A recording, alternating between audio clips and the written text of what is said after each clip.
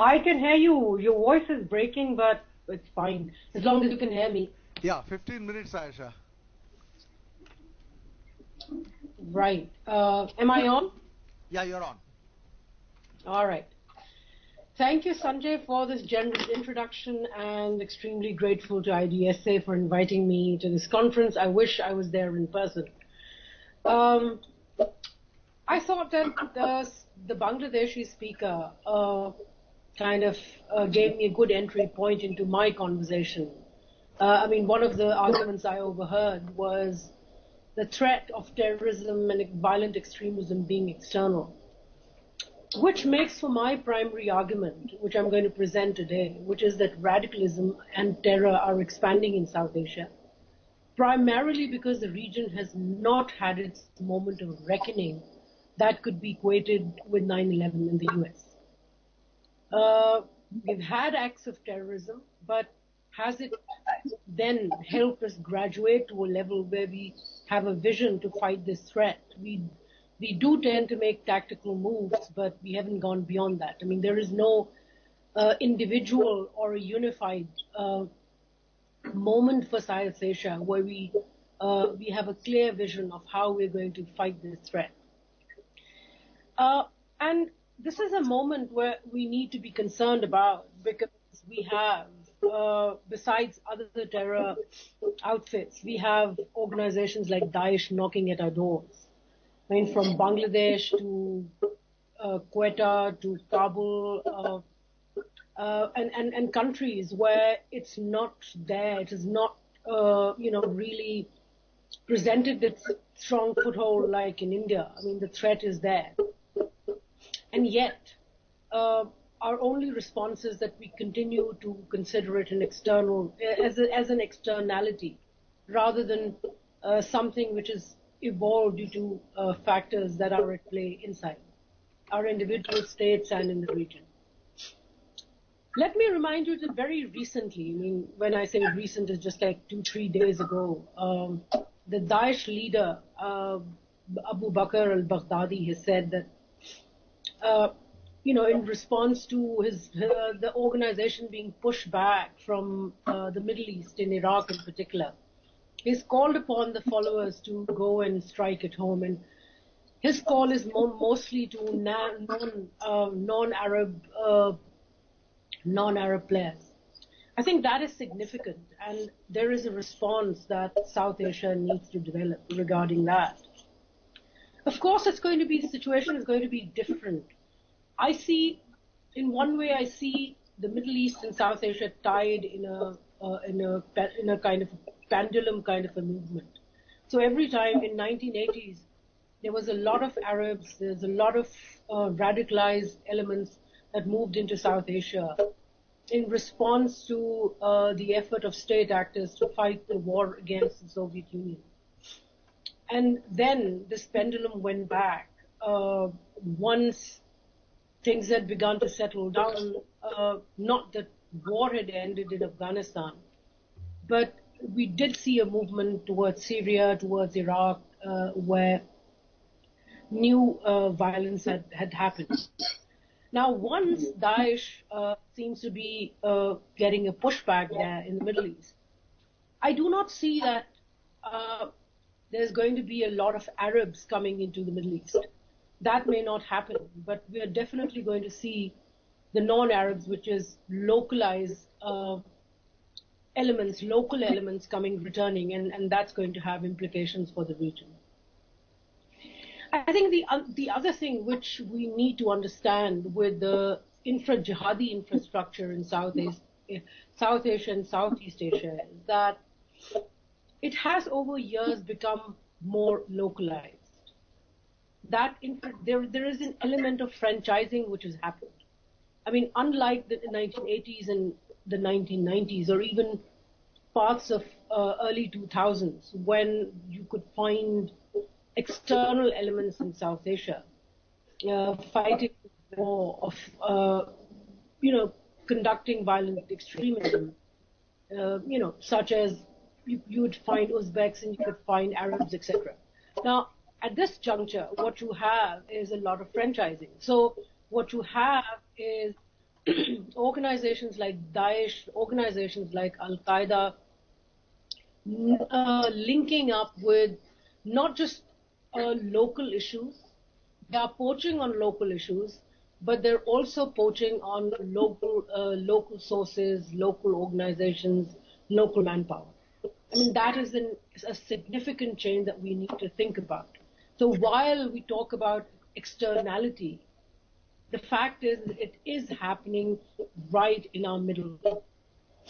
And there are factors which, I mean, they're both external and internal factors which are going to have implications in the spread of violent extremism in the region. Let me quickly look at what are these factors. I mean, there is, on the one hand, in most countries of South Asia, there is a sense of political disconnectedness that is feeding into the crisis. Then you have generally a rise in radicalism of all kinds. It's not just limited to Islam. You have the Hindutva, you have militant Buddhism. All religions are, kind of hanging on to, or they are reverting to, or going towards. Sorry, that's a better word. Going towards extreme options. So there is a growth of the political right with the kind of environment that we have in South Asia, and this is something that we need to look into. But more importantly, as in terms of external factors, I think what we've continued to see and continue to do in South Asia is that there is disconnectedness amongst the state actors. There is a lot of, I do not see, for instance, in the next 4 to 5 years, appeasement within countries of the region. So, you have this friction between India, Pakistan, you have this friction between Pakistan and Afghanistan, which is going to feed right into the extremism problem that we have. Then there are, as far as external issues are concerned, I think there are two aspects that we need to look into. One is the states continuing to use militancy or violent extremism as a tactical, strategic option, which has in the past and which will continue to strengthen these groups. The pattern has not changed visibly, and I do not see it changing, and primarily because there is a geopolitical tension between power groups, global power groups, which will then be contested, and that contestation will find in Afghanistan. So, contrary to the belief that we had popularly have, I mean, even in Washington, I've heard people, I was recently there, I've heard people talk about how the region will get transformed due to opening up, due to connectedness that is going to be brought through roads, through development of infrastructure, which is fine. But the larger problem is that violent extremism will stay, because it is being supported by not just local South Asian state actors, but external actors as well. And here,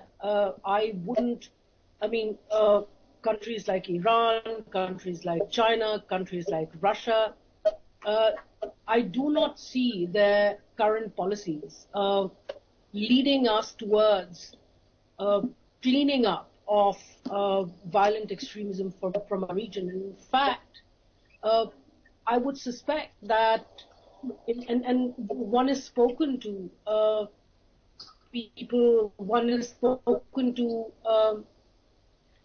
researchers from Afghanistan who are working on the area, to conclude actually that there is, at this point in time, there is support coming from outside to all these groups, including the Taliban. The Chinese are happy to talk to the Taliban, so are the Russians, and the assumption is that Taliban will be the bulwark against Daesh. I mean, this is an argument which needs to be seriously contested. But as a result of these different understandings, and not to forget that, Russia may have its incentive of turning Afghanistan into America's Vietnam, just as America had done to the Soviet Union, the former Soviet Union during the 1980s. So these are the factors which sustain violent extremism. And one final point that I want to make is that radicalism is a huge issue. I've talked about generally about radicalism of all forms, of all religions, sustaining and proliferating in South Asia. But when we look at, the jihadist militancy and radicalism, one of the things which one notices is that radicalism has proliferated. This is what one would like to call not just Wahhabism, but Sunni extremism. Now, what it means is that it may not necessarily erupt in violence every time it expands, but it is a source of violence which groups will benefit from whenever they want to carry out violent extremism. So, and I do not see that states have a policy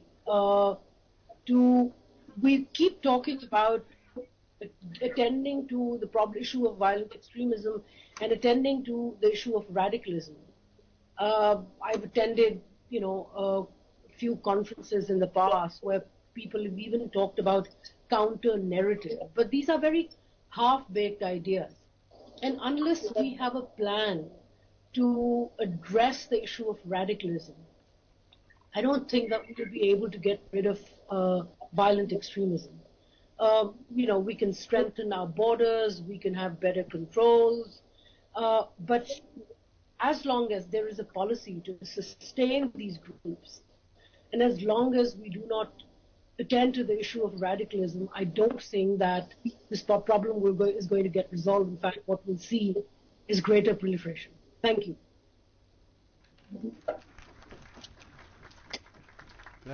Thank you, Ayesha. I wonder, will she be here for the discussion? Could we have a Q&A right now?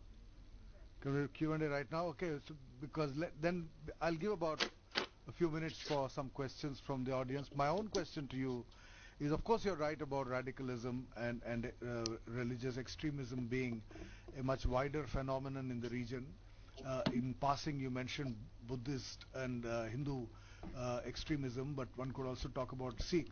But I think the distinction you have to make is between radicalism, religious revivalism or extremism, and cross-border terrorism. I mean, I don't think we have any examples of either Buddhist or Hindu or Sikh groups indulging in cross-border terrorism. I think that is something we see happening across the region and beyond with respect to what you call the Sunni Wahhabi kind of extremists.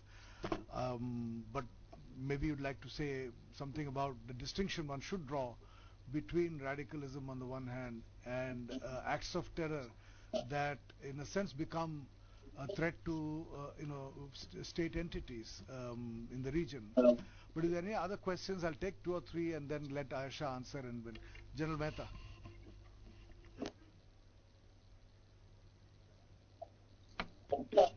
Ayesha, hi, this is Ashok Mehta. How are you?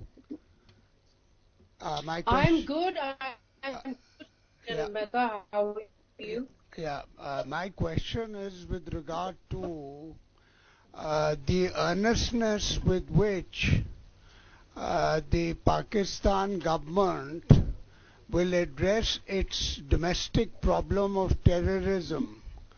After Zarb-e-Azb, there is a new operation that has been launched, I think mainly focused in Punjab and Sindh. Now, could you, while you are there, Could you tell us what exactly is the objective? Is this a military operation or is this a police operation? And what is it going to go for? Is it going to go for the so-called good terrorists, that is the Punjabi terrorists who target India, or is this purely those targets or those groups that hurt the Pakistanis within... Again, the voice is broken. Yeah, That's fine, Jal Mehta. Very quick, can you be brief, please? Yeah. Yeah, Dr. Ayesha, my question is very simple.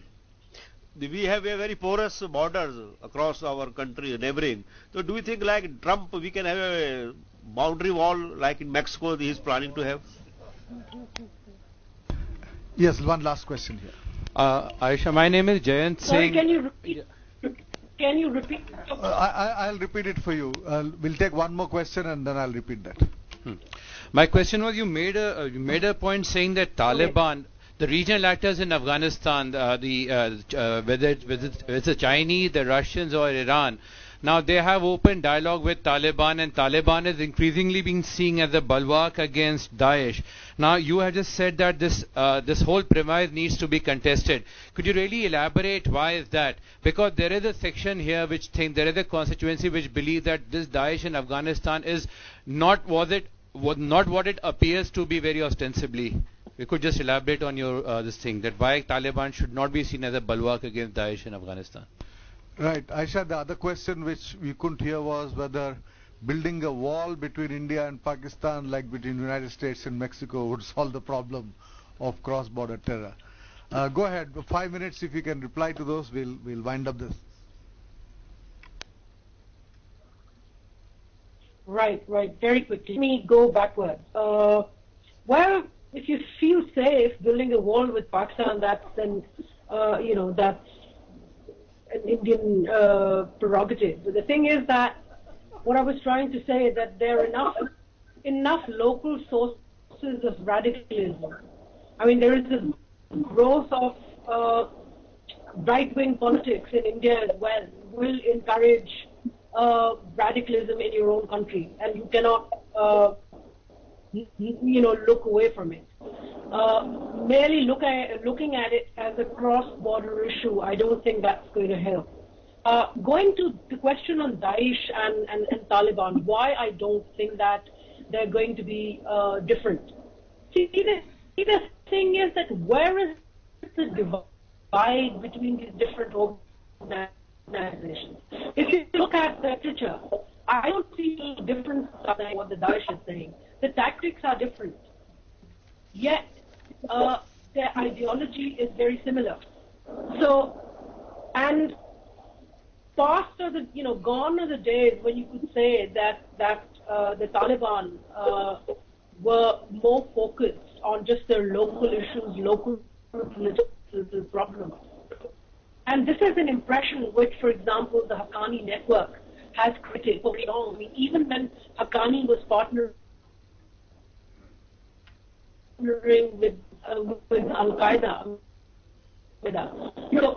are we saying that we're going to bring this normalcy into the region? And what will be the impact if it does get depended upon? So I think this is a fallacy, and this fallacy is being used by various state actors.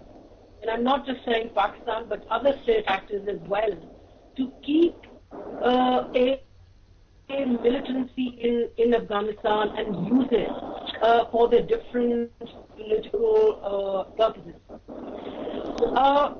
General Mehta's question, what about post-Zarb-e Azhar Raddul Fasad? See, the impression that we had from Zarb-e Azhar, and Zarb-e Azhar is contested. There are segments in Pakistan who would say that Zarb-e Azhar was effective, that it cleaned up, and then we had 6 attacks in Pakistan. So the question then arises that where was effectiveness of Zarb-e Azhar? Will Raddul Fasad, is it aimed at cleaning up the country entirely? Since it's an operation which is being done by police, paramilitary and the army. The question again is that there is no evidence. I mean, we do have, we've seen it, for example, Hafiz Saeed being tagged as suddenly, and which is something new, is being tagged as anti-Pakistan and a burden for Pakistan. But I'm not sure that this particular targeting really affects his organization. So Raddul Fasad really has to prove its efficacy, and how far will it go to clean up the menace. And especially from the backdrop of an understanding that the government or the security establishment feel that there is a lot of threat coming from Afghanistan.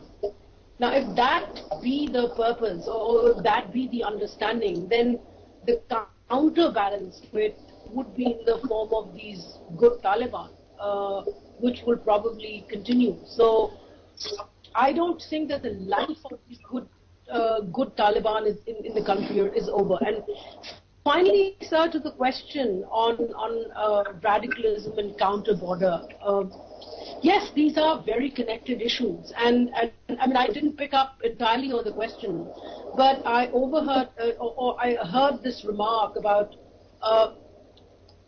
radicalism intruding upon and wiping out or attacking the Sufi culture in Pakistan. See, I think this is an issue which needs a complete reload.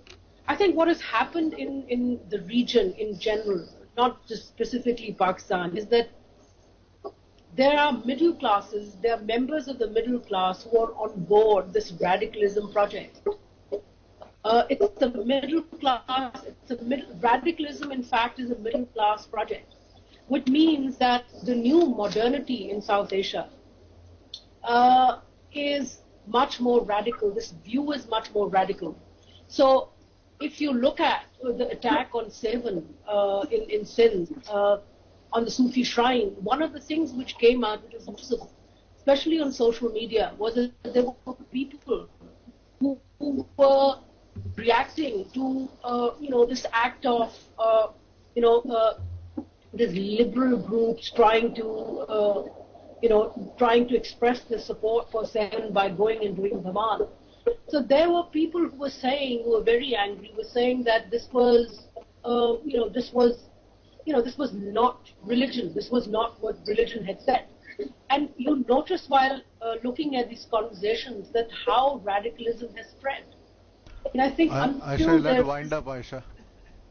Until there is, I'm finishing, until there is a strong counter narrative, and unless there is poaching of or encouragement of liberal forces in the entire region, I don't think that kind of radicalism and then cross-border traffic, does become a problem.